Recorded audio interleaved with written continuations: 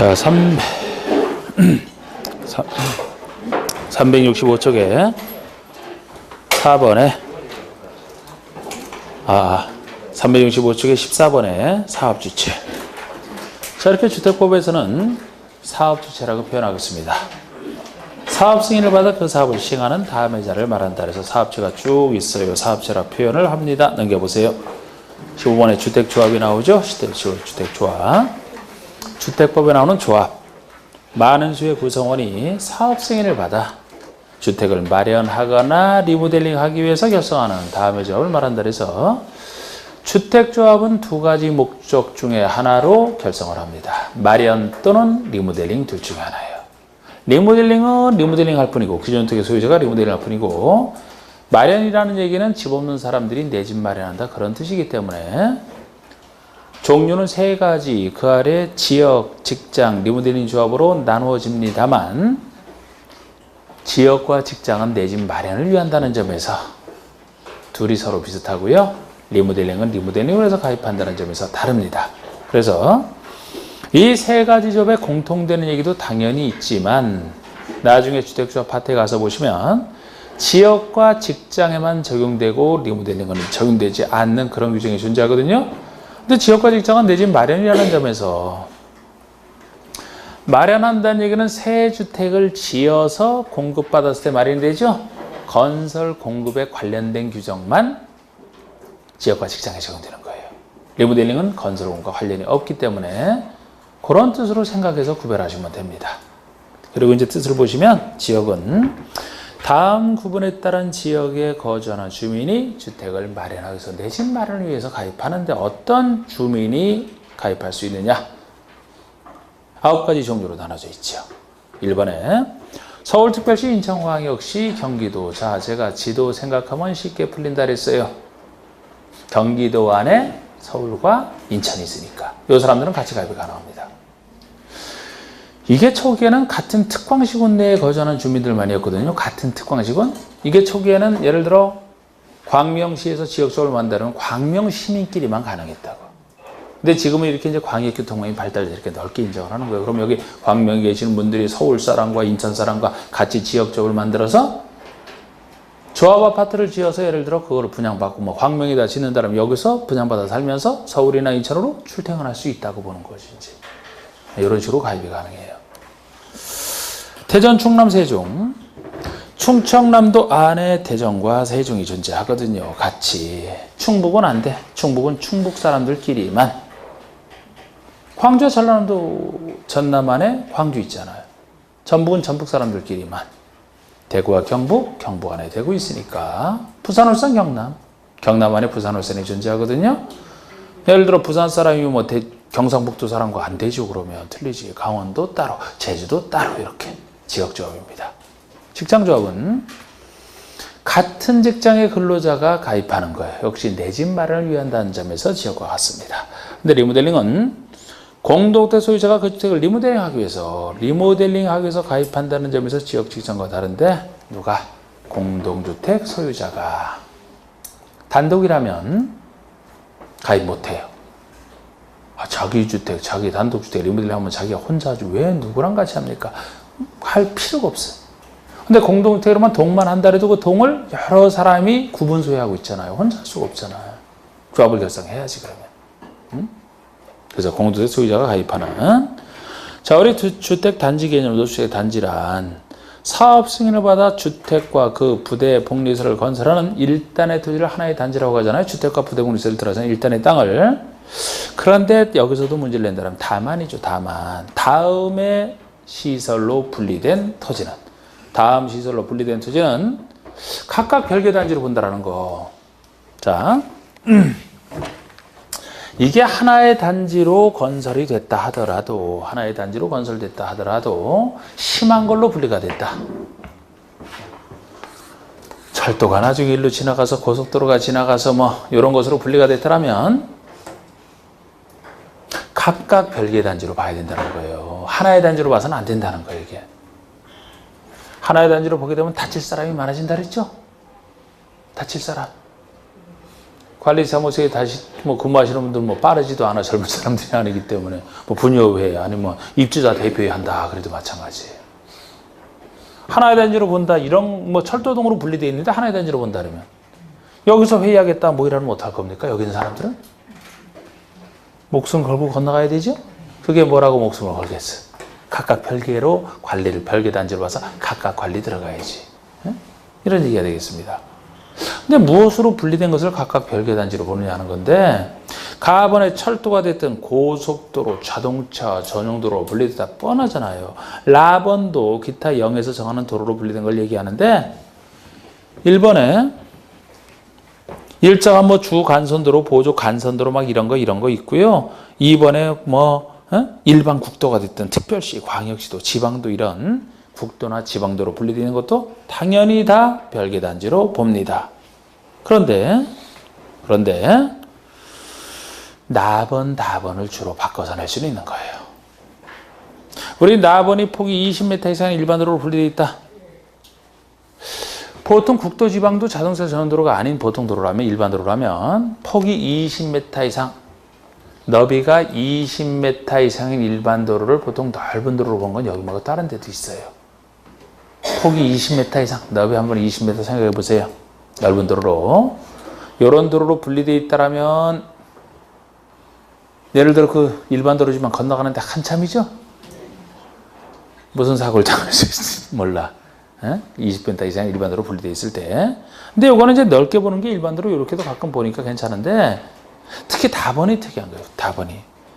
폭이 8m 이상은 도시군계획 예정도로로 분리되어 있다. 도시군계획 예정도로니까 도시군 관리로 결정은 됐는데 아직 설치도 안 된 도로잖아. 예정도로잖아. 근데 이건 폭이 8m 이상인 이런 예정도로만 분리돼도 별개 단지로 보겠다. 이게 특이한 겁니다. 나번이 보통 큰 도로는 이렇게 20m 이상으로 하는 게 보통인데 다번이 특이한 거예요.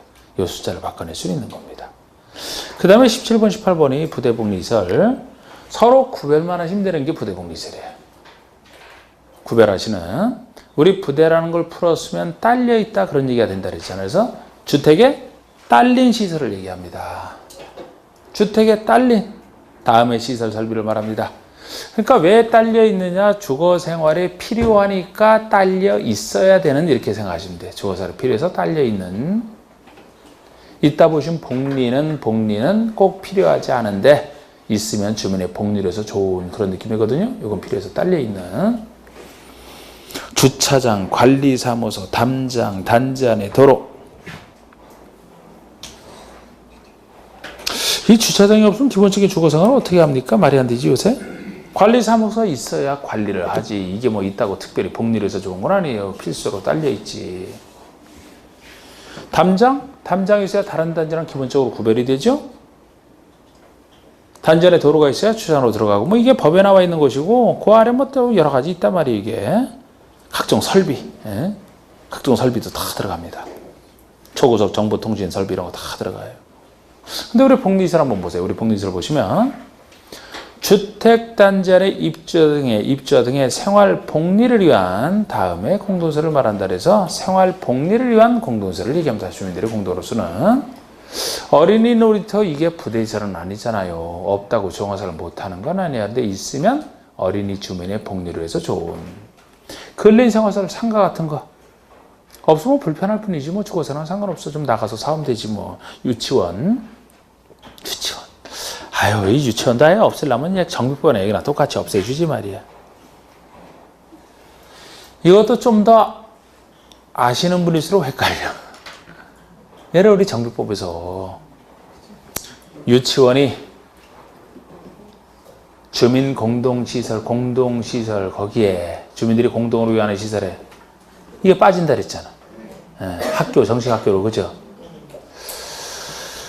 거기는 정비 기반설과 비교되는 공동이용시설을 얘기했는데, 여기 복리시설은 부대시설에 구분되는 복리시설이에요. 이래도 참 빼주면 좋을 것 같은데, 어쨌든 유치원은 부대시설은 아니라는 거야. 유치원이 있어야 주거생활에 꼭 되는 건 아니거든요. 그죠? 있으면 편할 뿐이지. 그래서 좀 바라보는 시각이 조금 다르다 이렇게 생각을 하세요. 이건 부대시설에 대비한 복리시설이라 부대시설은 아니잖아요. 이게 주민운동시설 많이 설치하죠.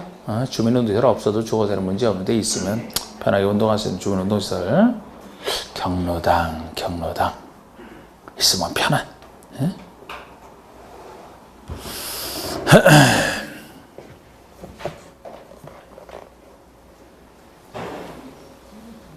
그 정도. 자, 우리 기반설은 국회법에 우리 했던 그냥 기반설 얘기하고요. 기반설 중에서 20번의 기간시설은 기간의 간자가 간부할 때 간자예요. 간부할 때 간자. 그렇기 때문에 기반설 중에서도 좀 더 우리 공동주택 생활하는 데 있어서 좀 더 중요한 시설이 기간시설이라고 보시면 돼요. 그래서 아니 주거 생활에 있어서 우리 도로가 없으면 어떡합니까? 도로는 아까 부대시설에도 들어갔지만 여기서는 이제 기간시설이 들어가죠. 도로. 상하수도 없으면 뭐 물 떠다가 직접 할 수도 없고 얼마나 없으면 어떡합니까? 전기, 가스, 통신, 지역난방시설. 단지 안에 보면 이 기간시설 다 있을 거예요, 여러분. 뭐 지역난방시설은 있는 데만 있지만 이게 하여튼 기간시설이라고 합니다. 그러면 그 아래 간선시설은 간선이란 좀 전에 배웠던 도로, 상하수도, 전기, 가스, 통신, 지역난방시설 등 단지 안의 기간시설을 단지 밖에 있는 같은 종류의 기간시설에 연결시키는 시설을 기본적으로 간선이라고 해요. 그러니까 간선이 간자가 아까 기간할 때 간자고 선이 연결할 선자거든요, 이게. 그럼 기간과 기간을 연결시키는 설이 기본적으로 간선이 되는 겁니다. 기간과 기간을 연결시키는 설이 간선이에요. 물론 다만 가스, 통신, 지역난방시설 이 세 가지 경우는 단지 안의 것을 포함해서 얘기합니다. 원래는 연결시키는 선만 얘기하는데 이 세 가지는 단지 안의 것을 포함해서 얘기하는데 굳이 이것도 한다면 가스에서 가스 따오고 통신에서 통 하나 따오고 지역 난방에서 난방을 따오게 되면 가스통으로 난방하네요. 가스통 하나로 난방하네. 이거는 단지 안의 것을 포함해서 얘기한다. 이런 개념이 있으니까 이렇게 보시고 공구 보세요. 공구라는 것은 공사는 구역의 줄임말이 공구잖아. 그래서 보통 이제 단지를 한꺼번에 건설하는 게 보통이죠. 하나의 단지를 한꺼번에 건설하는 게 보통인데 단지가 클 때는 최소 둘 이상 공구로 나눠서 요거 먼저 하고 요건 나중에 하고 다른 건 나중에 하고 이런 식으로 하면 좀 편하게 할 수 있어서 각각의 둘 이상으로 나눠진 구역을 각각의 공구라고 합니다. 그래서 공구란 하나의 주택단지에서 둘 이상으로 구분되는 1단의 구역을 각각의 공구라고 하고요. 착공시공 및 사용검사 별도로 수용할 수 있는 구역을 말한다. 나눠서 각각 사업을 하니까 착공시공 사용검사를 별도로 하는 건 너무 당연한 얘기고요. 다음 요건을 갖춰야 돼. 1번. 다음에 어느 하나에 해당하는 시설을 설치하거나 공간을 조성하여 6m 이상 폭으로 공간 경계를 설정하라. 공구와 공구 사이 경계 확실하게 좀 구분되게 6m 이상 폭으로 여러 가지 설치해서 공간 경계를 설정하라. 별거 아니고 2번의 공구별 세대수는 300세대 이상. 이거는 아까 거보다는 더 별게 있는 숫자가 되지. 이런 제한을 안 하게 되면 한꺼번에 공사할 수 있는 이런 작은 단지도 막 나눠서 할까 봐. 큰 단지만 나눠서 할 실익이 있다는 거예요. 그래서 둘 이상으로 나눌 수는 있는데 나누더라도 각각의 공구별로 최소 300세대 이상은 지어야 된다는 겁니다. 최소 300세대 이상은 지어야 돼요. 그래서 이따가 사업승인 배울 때 보시면 사업승인 파트 가서 보시면 최소 몇 세대 이상의 주택 건설 사업을 하고자 하는 자가 최소 몇 세대 이상의 주택 건설 사업을 하고자 하는 자가 공구별로 분할하여 사업을 할 수 있느냐 이런 얘기가 나오거든요. 그쪽 파트에서 몇 세대 이상일 때 공구별 사업이 가능하겠습니까? 몇 세대 이상일 때? 에이 아니지. 아니 300세대는 각 공구별로 300세대 이상을 건설하는 얘기잖아.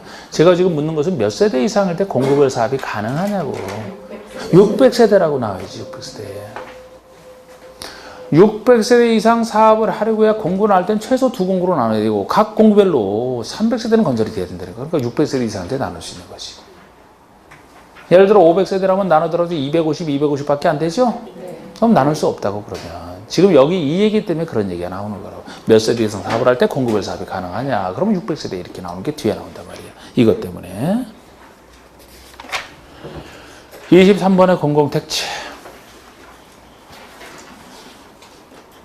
공공택지.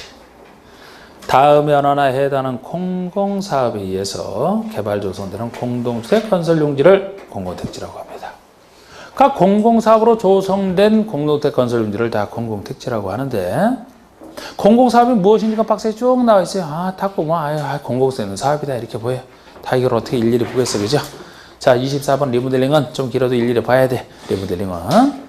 리모델링은 건축의 노후화 억제나 기능 향상 등으로 위해서, 건축의 노후화를 억제하나 기능 향상 등으로 해서 다음에 어느 하나에 해당하는 행위를 말한다. 1번이 대손을 통한 리모델링이고요. 동그라미 2번이 일부 증축형이고, 3번은 일부 증축에서 특이한 세대수 증가형 일부 증축을 얘기합니다. 그래서 1번이 대손이고요. 2번, 3번이 일부 증축형 이 두 가지밖에 없어요. 그래서 건축으로는 차이가 납니다. 건축법상 리모델링에서는 대손 일부 증축 외에도 일부 개축까지 들어가다 그랬잖아. 건축법에서는. 근데 주택법에서는 일부 개축은 없죠. 일부 개축은 없어요. 네. 대손과 일부 증축 두 가지만이고, 특히 일부 증축형에서 숫자가 많이 나옵니다. 숫자가 많이 나오는데, 일부에서 제일 중요한 핵심이 일부거든요. 이게 증축이 기존 건축물의 그 면적보다 너무 많이 증축이 되면은 리모델링 범위를 벗어난다고 보는 거예요. 벗어나기 때문에 작아야 돼. 얼마나 작아야 되느냐? 30%. 기본적으로 작은 개념에 하나님 30%를 넘기지 못해요. 일부 증축에서 일부가 기존 전용 면적의 30% 이내에서 이걸 따르게 하시고, 나머지는 다 10으랑 관련이 있다. 일부에서 작은 30%만 따르게 하시고 나머지는 다 10으랑 관련돼 있다. 숫자. 자, 일부 증축 한번 보세요. 사용검사일 또는 건축법에 대한 사용 승인일로부터 최소 15년이 경과된 공동주택을 나중에 보시면 대소는 10년 이상 이렇게 나오는데요. 일부 증축을 통한 리모델링 하려면 새 건물은 안 되잖아요. 아깝잖아. 그래서 최소 사용한 때로부터 몇 년 지나야 되냐, 몇 년 지났을 때 가능하냐. 이게 15년이 지나야 된다는 거예요. 15년. 적어도 15년 이상이 되어야 일부 증축 리모델링은 가능하다는 겁니다. 15잖아, 15. 그리고 다음에 나오는 것은 일부가 얼마냐는 게 다음에 나와요. 일부가. 각 세대의 전용 면적 기준에서 전용 면적의 30% 이내에서 증축하는 얘기를 말합니다. 30% 이내에서 증축이에요. 작다는 기준이 하나는 30% 이하. 물론 괄호 속에 세대의 전용면적이 85제곱미터 미만이다. 그러면 상대적으로 좀 작은 주택을 얘기하죠. 85제곱미터 상대로 작은 주택이라. 이때는 좀 더 넓게 40%까지 가능하다는 얘기가 다시 붙어 있어요. 그래서 일부에서는 전용면적 기준으로 30%, 85미만은 40%까지. 이거 따르게 하시고, 이게 바로 전용면적만 계산하기 때문에 이 경우 그 아래 공동주택의 기능 향상 등으로 해서 공용 부분에 대해서는, 복도 같은 공용 부분에 대해서는 별도로 증축할 수 있고요. 전용면적은 30%, 40% 따지는 거예요. 그리고 특수한 게 3번의 세대수 증가형 리모델링을 얘기합니다. 처음에는 없었죠. 이것도 나중에 들어온 거지. 원래 리모델링은 세대수 증가형은 원래 필요 없는 거야. 기존 상태에서 그냥 대전 또는 일부 증축을 해서 그대로 가져가기 때문에. 근데 세대수 증가형을 나중에 도입한 것이, 세대수 증가형만큼은 새로운 주택을 건설해서 공급하는 걸 얘기하거든요. 그럼 여기서 분양을 했을 때, 공급했을 때 그 분양 대금 남는 거 있잖아. 그 분양 대금 갖고 리모델링 비용에 충당하게 되면 리모델링에 참여할 사람들의 비용 부담이 줄어들기 때문에 리모델링 활성화를 해서 세대수 증가형을 나중에 도입한 거예요. 이 중에서도 수직 증축형은 제일 나중에 도입한 거고. 그런데 하여튼 리모델링은 이게 특이한 부분이에요. 보통의 리모델링은 허가. 근데 세대수 증가하는 부분만 새로 건설해서 공급하기 때문에, 다른 사람이 공급하기 때문에 요것만 건설 공급 파트에 해당되는 거예요. 세대수 증가하는 부분만. 근데 그러면 이제 이거 몇 세까지 증가가 가능하냐. 이게 많을수록 사업자는 유리할 텐데, 그죠? 역시 15라고, 15. 각 세대의 증축 가능 면적을 합산한 면적 범위에서 기존 세대수의 15% 이내에서 세대를 증가하는 증축행위. 기존 세대 최대 15%가 한도입니다. 만약에 1000세대짜리 공동주택을 리모델링 한다 그러면은 몇 세대까지 증가가 가능해요? 150세대만 새로운 증가가 가능하고, 나머지는 그대로 리모델링 허가받아 하는 것이고. 다만 이때도 수직으로 증축하느니 수직 증축형 리모델링이라면 다음 요건을 또 모두 충족하는 이유로 한정한다. 다음 요건을 또 따로 다 갖춰야 됩니다. 수직 증축만 그래. 수직 증축만. 이게 제일 나중에 들어온 거예요. 제일 위험해서. 만약에 우리가 리모델링 세도 증가하는데 이 공동주택이 있을 때 기존의 수평에다가 증축을 하든지 아니면 별도의 동을 만들어서 건설해서 공급하든지 하면 아무 상관이 없는데 위로 올리는 걸 얘기해요. 위로. 기존 건축을 바로 위로 올리는 게 수직 증축형이죠. 바로 위로 올리게 되면 새로운 무게 증가가 생기기 때문에 무너질 수 있다고 봤잖아. 위험하다고 본 것이. 그래서 이거는 제일 마지막에 인정 안 하다가 나중에 되는 건데, 그래서 다음 요건 제한을 따로 받아요. 위험해서. 고아래 보세요. 두 가지 요건이 있는데 뭐 니은번의 일정한 구조도 도면을 가지고 있어야 된다. 뭐 그런 얘기에 불구하고 기억번은 최대 3계층 이하로서 0이 정해야 된다. 근데 0이 정하는 것이 0이 정하기를 가로 속에 그냥 3계층을 말한다. 다만 14층 이하인 건축물은 2계층을 말한다. 원칙이 3계층, 14층 이하는 2계층. 그럼 해석을 해보면 역시 15랑 관련돼 있잖아요. 기존 건물의 층수가 15층 이상이면 최대 3계층. 15층이 안 되는 게 14층까지죠? 14층 이하는 2계층까지만. 수직 증축의 한도. 이렇게. 그리고 리모델링 기본계획. 세대 증가형 리모델링이란 도시 과밀 등을 관리하면서 수립하는 계획이고요. 입주자, 입주한 사람이고 사용자는 사용하는 사람이고 관리주는 관리하는 사람이죠. 뭐 건설 파트로 갑니다. 이제. 자, 이제 건설 파트 중에 사업주체 파트.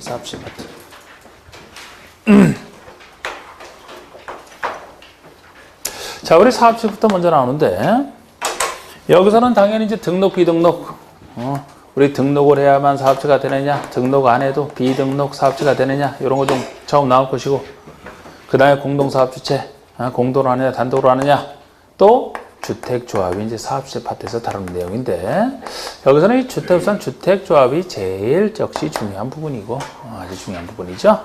자, 이거부터 들어갑니다. 등록, 비등록부터 들어가는데, 등록 사업체는 말 그대로 등록을 해야 사업주체로 인정하겠다는 얘기거든요. 등록할 때는 등록 기준을 항상 갖춰야 돼. 등록 기준을 갖춰서 등록한 사람을 등록 이렇게 얘기를 하잖아. 왜 이렇게 등록을 해야 되느냐, 요구하느냐. 사업주체 못 믿어서 그렇습니다. 지금 건축부처럼 단란 건축물 건축하는 게 아니에요. 지금 큰 사업을 다루고 있잖아. 아무나 함부로 돼서는 안 된다는 거죠. 특히 민간인. 공공은 항상 믿어주기 때문에 공공은 등록할 필요 없어요. 민간 사업체가 아무 능력 없는 사람이 들어와서는 안 되기 때문에 민간인은 등록을 해야 사업주체로 인정하겠다는 겁니다. 등록 기준 가서 등록했을 때 그런 취지예요. 그래서 등록과 비등록을 구별하시는 게 기본인데 371쪽에 먼저 자, 등록 사업자가 나와 있습니다. 양가로 방가로 1번에 국장에게 등록하라는 것부터 보십시다. 어느 정도 사업을 할 때 국장에 등록을 해야만 되느냐. 등록 대상을 얘기하고 있는 건데 여기랑 달라요. 이 사업 승인 대상과 다릅니다. 이건 제가 사업 승인 대상을 주택부 따라 지어야 되는 사업 승인 대상을 원칙만 적어놓은 거잖아. 이 등록은 연간. 여기는 사업 1회당 규모거든요. 사업 1회당 규모거든. 여기는 연간 1년 동안에 어느 정도 사업을 하려는 자가 앞으로 등록을 해야 되느냐. 이 등록 기준이거든요. 사업생활과 같으면 적겠지만 달라요. 여기는 이렇게 적어놨지만 이건 똑같지만 등록에서는 원칙이 20호 20세대예요. 그것도 연간이 붙고 여기도 말 똑같지만 연간이 붙는다고. 1년 동안에. 보십시다. 연간 1년 동안에 다음에 주택건설사업을 시행하려는 자나 대리점사업을 시행하려는 자는 국장에게 등록해야 된다. 국장, 등록도 국장에게 해야 돼요. 국장에게. 그러니까 까다롭게 하는 거라고. 장관에게 등록해야 되니까. 그래야 등록사업자가 되니까요. 단독은 20호 이상의 주택건설사업. 공동은 20세대 이상의 주택건설사업을 할 때잖아. 연간. 이것도 20세대 원칙에 대해서 예외가 존재합니다. 괄호 속에 도시형 생활주택이랑 원룸형과 급약주택 한 세대 지을 때는 합한 세대가 30세대 이상이에요. 그러니까 원룸과 급박주택 한 세대를 지어서 하면 합한 걸로 하고 이것도 도시형에 관련되어 있는 거잖아. 도시형은 도시형 원래. 그래서 도시형 생활터가 관련된 경우는 30세대 이상부터 등록을 하면 된다는 거예요. 원칙은 20호, 20세대인데 도시형에 관련된 것은 30세대 이상부터. 대지는 만 이상이고. 그럼 지금 여기서 30세 이상 받으라는 것 자체가 혜택이 되는 거예요. 이 예외가 혜택이 되는 겁니다. 도시형에 대한 혜택 중에 하나다 이렇게 생각하시면 돼요. 이게 왜 혜택이 되냐면은 자, 여러분들이 만약에 여러분들 민간인이잖아. 응? 여러분들이 사업자가 되려면 등록을 해야만 된다고요. 연간 1년 동안에 구체적으로 25세대의 공동주택을 지으려고 한다. 그러면 등록을 해야 되죠?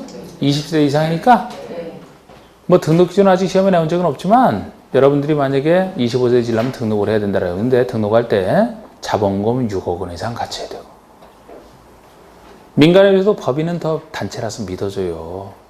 법인은 3억 원 이상 개인이라면 6억 원 이상 일정한 사무실 갖춰야 되고 일정한 필요 인력 고용을 해야 되고 그래야 등록이 되는 거라고. 그런데 만약에 연간 25세대짜리 원룸형 주택을 짓겠다. 도시형으로서 원룸형 주택을 짓겠다 그러면 등록할 필요 없다니까. 왜? 30세대 이상부터 등록하라 그랬잖아요. 도시형은. 그럼 여러분들이 원룸형 주택 짓기가 더 쉽죠? 그것도 20에서부터 29세대까지는 더 쉽게 할 수 있죠? 등록도 없이? 그 점에서 이게 지금 이 예외가 혜택이 되는 거라고 이게. 사업생인도 이게 원칙이지만 50호, 50세대가 혜택이 되는 게 그런 이유예요. 활성화시킬 필요가 있을 때 이제 예외를 인정해 준다고. 활성화시킬 필요가 있을 때. 그러면 그 사이는 활성화가 되잖아. 자, 방금 이번에 등록 의무가 없는 사업체 봅시다. 다만 다음의 사업체인 경우에는 등록하지 아니한다. 등록 안 해도 사업체가 된다는 거예요. 국가, 지자체, 공사, 산방지방공사 다 공공이잖아. 공공. 이런 사람들 등록해야 된다. 이렇게 틀리게 많이 냈던. 등록할 필요 없어. 믿어주니까. 그 아래 공익법인도 공익법인이죠? 그러니까 믿어주지. 등록 안 해도 돼. 근데 그 아래 보시면 5번의 주택조합, 6번의 근로자를 고용하는 자. 주택조합은 민간인입니다. 근로자를 고용하는 자도 고용하는 자니까 민간인이거든요. 고용하는 자가 뭐 회사 사장, 대표잖아. 대표, 회사 대표. 근로자 사원 아파트 지어줄 때 고용하는 자. 이거 고용자라고 하는데 둘 다 민간인데 왜 이 사람들은 등록 안 해두느냐. 둘 다 공통된 제한 요건이 있어요. 둘 다 똑같이 등록사업자와 공동으로 사업을 하는 경우만 해당이 됩니다. 이미 등록 기준을 갖춰 등록한 사람이 등록사업자인데 그럼 민간 전문가라고 봐야 돼요. 이제 등록 기준 다 통과했기 때문에. 그래서 주택조합이나 고용자가 민간 전문가인 등록사업자랑 공동으로 사업을 한다면 전문가인 등록사업자에게 일을 맡깁니다. 그렇기 때문에 따로 등록할 필요 없다고 보는 거예요. 이미 등록사업자랑 공동으로 하니까. 그럼 그 사람이 알아서 하니까. 그럼 만약에 이런 얘기가 빠졌다, 없다. 예를 들어 주택조합이나 고용자가 등록사업자랑 같이 한다는 얘기가 없다라면, 예를 들어 단독으로 사업을 한다면 어떻게 해야 돼요? 그땐 등록을 해야만 돼. 원칙으로 돌아와서 정확히 보세요. 공공은 아예 등록 안 해. 근데 민간인 중에서는 등록사랑 공동으로 할 때는 안 해도 돼요. 그런 얘기 없으면 해야 돼. 등록을 해야 됩니다. 민간인이기 때문에 정확히 보시고. 됐어요. 됐어요. 넘겨보세요.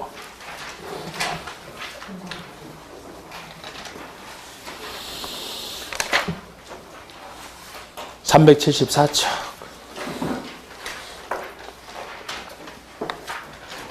(374쪽) 공동사업주체.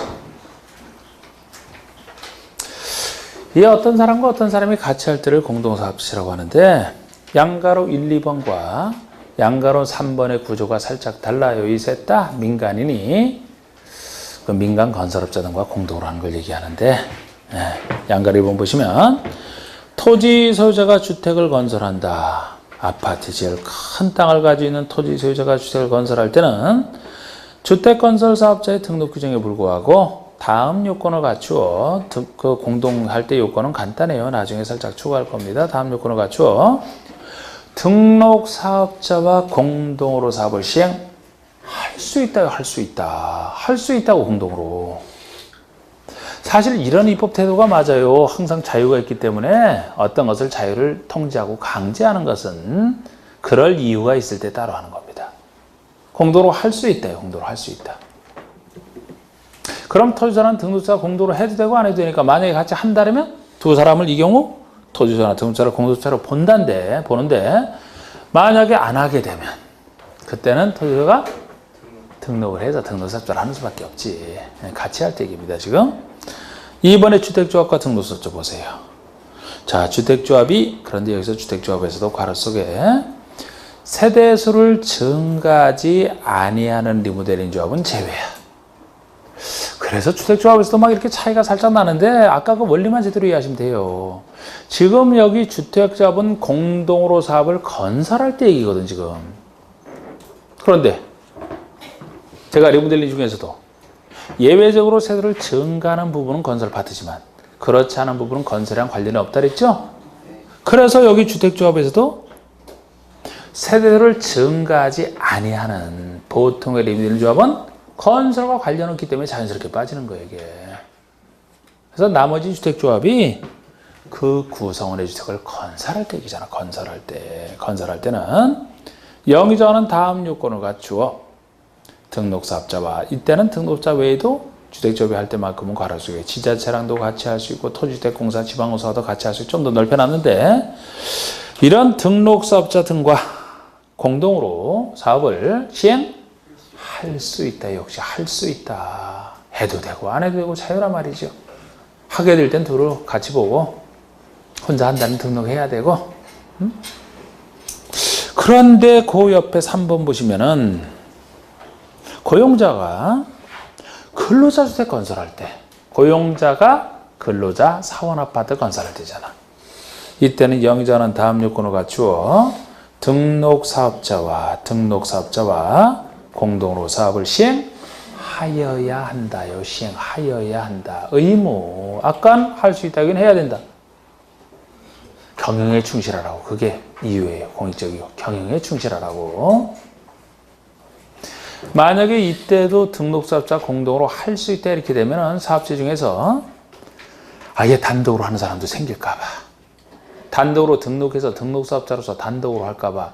근데 경영자는 경영을 잘하는 게 근로자에게 제일 좋은 것이지 직접 사원아파트 지어주는 게 중요한 건 아니거든요. 그래서 경영에 충실하라고 의무적으로 같이 해야 된다 이렇게 보시면 돼. 그럼 의무적으로 같이 하게 되면 등록사업자에게 일을 맡기고 본인은 경영에만 충실하면 되잖아. 그러라고 이건 해야 된다. 이렇게 보시면 되고 차이점만 살짝 보시고요. 자, 이제 주택조합 들어갑니다. 주택조합. 자, 제가 이 주택조합은 지역조합과 직장조합과 리모델링 조합 이렇게 세 가지가 있다라고 했는데 일단 만들 때 얘기부터 보시면은 우리 다른 법에 의한 조합 있잖아요. 우리 앞에서는 도시개발 조합이 있었고 도시개발법에서는 도시개발 조합이 있었고 정비법에서는 정비조합이 있었고 재개발 재건축 조합 정비조합이 있었고 주택법에 나오는 게 주택조합이거든요. 조합이 공부에서는 전체 3군데 나오고 조합은 다 법에서 다 중요한 거예요. 개발조합, 정비조합, 주택조합. 그런데 여기서 세 조합이 나오지만 이것과 이것이 성격이 다른 거예요. 이거부터 아셔야 돼요. 이거는 법인 아니에요. 법인 아닙니다. 아, 말이 완전히 이렇게 헛나오다니 깜짝 놀랐네 내가 하다가도. 야, 어떻게 이렇게 말이 갑자기 헛나오지? 아, 여러분들 바로 알아들었어요? 헛소리? 아, 헛들렸어 그럼 여러분들? 아, 이거 깜짝 놀랐네. 법인이지 이걸 법인이 아니라면 큰일 나지. 이게 법인이 아니에요. 이게 이 성격이 이렇게 다르다고. 이것도 파악을 하셔야 돼. 제가 이걸 조합이지만 법인으로 본다는 이유는 한번 말씀드렸었죠. 도시개발 똑같은데 시행자로서 조합이기 때문에 조합이면 권리능력자가 아니에요. 그래서 이걸 법인으로 봐야 권리능력자가 되고, 그래야 조합이 시행자로서 조합 이름으로 사업을 할 수 있어야 되기 때문에 이걸 법인으로 본다고 했습니다. 근데 여기는 왜 법인으로 안 보느냐? 인정할 필요가 없다고 보는 거예요. 권리능력자로 인정할 필요가 없어요. 주택조합이 등록사업자랑 공동으로 사업을 한다 그러면은 등록사업자에게 일을 맡기니까 그 사람이 권리능력자로 하면 되고, 만약에 주택조합이 단독으로 한다면 등록을 해야만 된다 그랬죠? 등록하는 순간에 등록사업자로서 권리능력을 갖게 돼. 따로 인정할 필요가 없잖아. 그럼 이거는 이런 차이가 납니다. 그리고 이게 법인이라면 설립 인가만으로 성립이 안 되죠, 그죠? 법인의 특징 설립 등기를 해야 되죠. 근데 여기 법인은 말이 아니기 때문에 행정처에 설립 인가받으면 성립이 돼요. 이 셋 다 이건 똑같은 거지 뭐. 예? 지역이든 직장이든 리모델링이든 설립 인가받으면 다 성립이 됩니다. 여긴 등기가 나와서는 안 돼. 왜? 법인이 아니기 때문에. 설립인가 어느 성립이 돼, 행정처에. 그런데 직장조합만큼은 설립인가 대상이 원칙이지만 설립신고도 하나 있어요. 설립신고 대상도 하나 특별한 게 있어서 직장은 다른 건 다 인가뿐이고, 직장은 설립인가 받는 게 원칙이 돼 간단한 설립신고가 하나 있을 뿐이지, 이것만 둘로 나눠봐야 돼요. 등기는 나올 수가 없다고요. 앞에 조합과 달리. 이렇게 이제 여기서부터 차이가 납니다. 그리고 이렇게 해둔 상태에서 이제 지역과 직장에만 적용되는 규정, 여기만 적용되는 규정이 있다면 아까 건설 공급에 관련된 것만 여기 적용된다 그랬잖아요. 자, 그래서 우리 주택조합에서 일단 그 의의는 아까 봤던 의의고요. 넘겨보세요. 양가로 이번에 주택조합 설립 단계를 보시면 방가로 1번 인가, 방가로 2번에 설립신고 이렇게 둘만 나와 있지 등기는 아예 없다라는 거죠. 법인이 아닙니다. 법인이 아니야. 동그라미 1번에 설립인가 봐주세요. 원칙이 설립인가예요. 많은 수의 구성원이 주택을 마련하거나 리모델링 하기 위해서 주택조합을 설립하라는 경우에는 시장허수구청장의 인가를 받아라. 이게 설립인가예요. 그러니까 마련, 리모델링 둘 다 들어가 있으니까 지역, 직장, 리모델링 셋 다 시장허수구청장의 인가받으면 성립이 됩니다. 그것도 간단하게 시장허수구청장. 아까 우리 장관 찾아갈 때 등록할 때는 장관 찾아가야 되는데 이건 간단한 인가로 충분합니다. 시장허수구청장에게. 인가받은 걸 변경하거나 해산할 때 똑같은 절차 뭐 항상 같고요. 나중에 2번, 3번의 그 차이점, 설립인가 시 제출서로 차이점은 할 겁니다. 나중에 이것도 서로 구별만 하면 되니까 쉬워요. 결국은 해보면. 자, 옆에 페이지 방가로 2번 보세요. 설립신고. 원칙이 셋 다 인가인데 신고 대상인 시장조합은 국민주택을 공급받기 위한 직장조합만입니다. 이것은 시장허수구청장에게 간단하게 신고하면 된다. 이게 유일한 신고 대상이에요. 그러니까 직장조합이다 그럼 그냥 인가로 보시면 돼요. 그런데 그 앞에 국민주택을 공급받기 위한 이 말이 붙었을 때만 예외적 현상으로 신고 대상 이렇게 구별하셔야 돼요. 이게 예전에 특히 주택받기 어렵던 시절에 오지에서 공공사업할 때 사람들 안 오니까 오게 만들려고 나온 특수한 제도거든요. 이게 특수한 제도 이게. 오지에서 직장하는 공공사업하는 직장의 한 종류예요. 지역 리모델링 할 사람들이 아니지. 직장조합이 하나인데 거기 들어와서 조합을 간단하게 만들어서 한 6개월 이상만 지나면 국가가 지은 국민주택을 공급받기 어렵던 시절에 한 40% 정도를 당신에게 단체 공급해 줄 테니까 요거 생각했으면 들어와서 일하라. 그렇게 나온 것이라 보통 직장조합도 내 집 마련이라고 했기 때문에 보통 직장조합은 어쨌거나 공동으로 하든 뭐 혼자 단독으로 해서 등록을 해서 하든 건설 주체가 되는 게 맞아요. 원래 건설 공부가 관련돼 있다 그랬잖아. 그런데 이거는 본인이 건설하겠다는 얘기가 아니고 국가가 지은 국민주택을 건설이 아니고 단순히 공급받기 위해서만 하잖아요. 그러니까 간단한 신고로 되는 거예요. 이게 이 말 없으면 인가가 되는 것이고 단순히 공급받기 위한 간단한 신고입니다. 자, 이때도 넘겨보세요. 조합원 수 얘기 봅시다. 조합원 수 4번에 조합원 수. 주택조합인데 괄호 속에 리모델링 조합은 제외한다. 이 말이 붙어 있어요. 리모델링 조합은 제외한다. 그러면 결국 여기 조합은 수에 대한 얘기는 지역과 직장 조합에서만 한 얘기거든요. 이 지역과 직장 두 가지 조합은 주택건설 예정 세대수의 50% 이상의 조합원으로 구성하되 조합원은 20명 이상. 이게 조합원 수에 대한 얘기거든요. 자, 우리 주택조합이 이렇게 세서로 나눠질 때 이게 지역과 직장에만 적용되는 규정 중에 하나야. 리모델링은 적용이 안 되고. 조합원 수 얘기. 조합원이 몇 명이 돼야지 이 조합을 만들 수 있느냐. 근데 지금 봤듯이 건설 예정 세대수의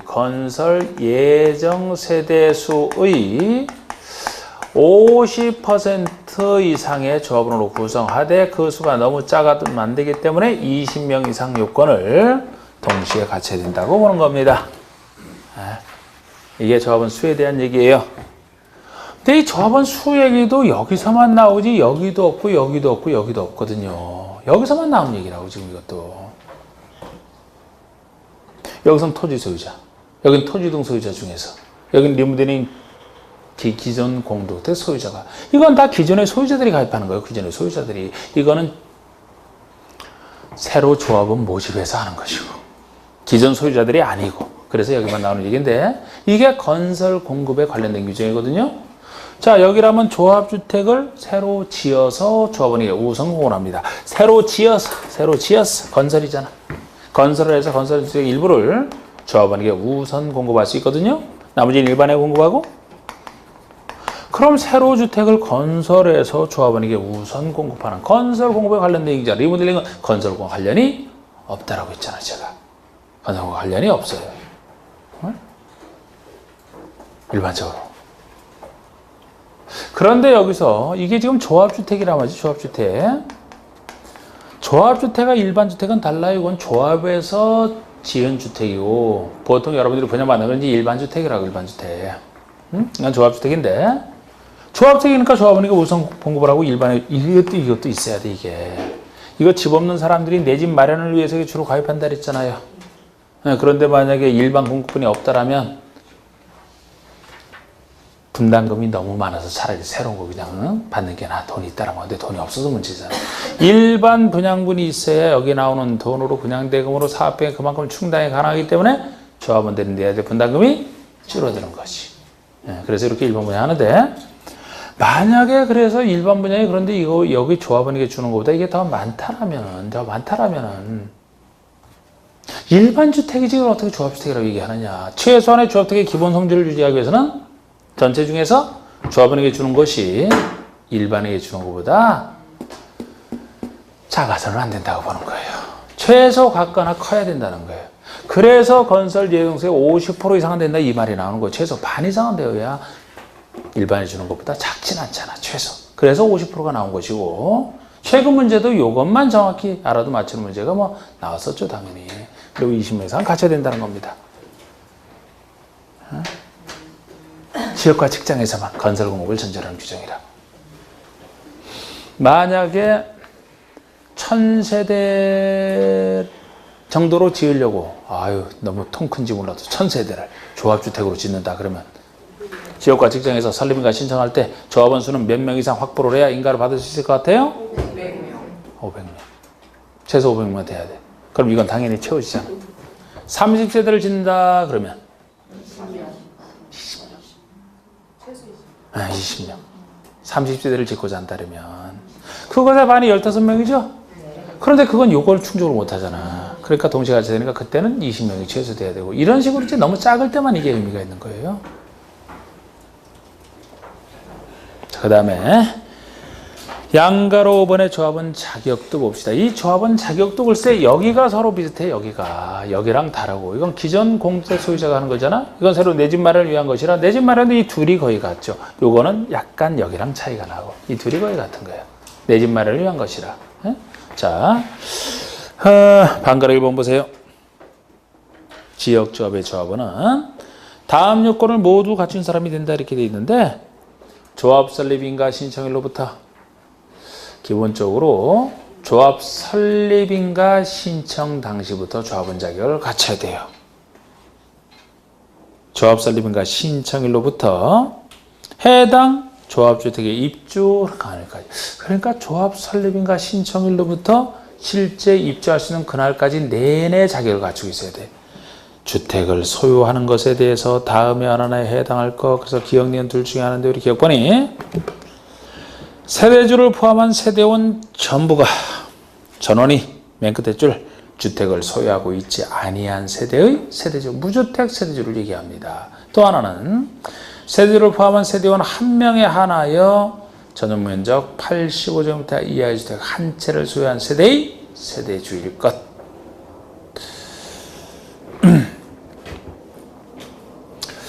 지금은 세대주 중에서 누가 가입이 되느냐? 무주택 세대주 또는 전용 면적 85제곱미터 이하의 주택 한 채를 가지는 세대의 세대주까지 가입이 가능.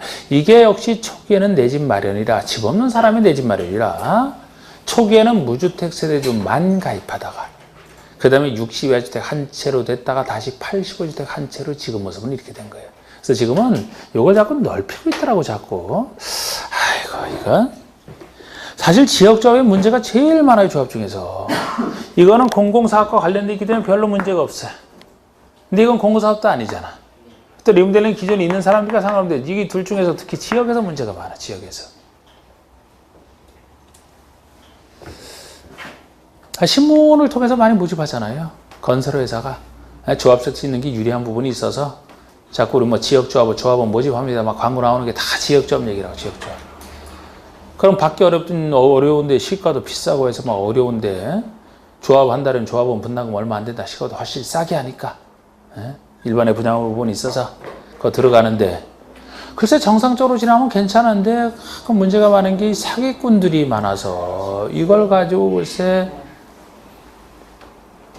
사람들이 이렇게 모집하고 그러면은 정상적으로 꼭 진행이 안 되고 처음에 분담금 예상했던 자꾸 올라가고 사업은 잘 진행 안 되면서 자꾸 진행 안 돼서 자꾸 분담금 늘어나고 그러다가 계속 나중에라도 되면 상관없는데 뭐 시가랑 근접해지다가 아예 도망가는 수도 있고 막 그러잖아. 돈 모으고. 응? 그래갖고 막 하여튼. 그러니까 이거를 그냥 이렇게 자꾸 확대할 필요가 있나 싶어요 저는. 응? 애초에 무주택 세대주만 가입하게 하고 그 대신 지금도 약간 통제를 시작하려고 신고 정도만 받고 있는데 그게 아니고 좀 더 신고보다 뭐 승인이나 뭐 인가제도로 가면 좀 그렇게 좀 그렇고 하여튼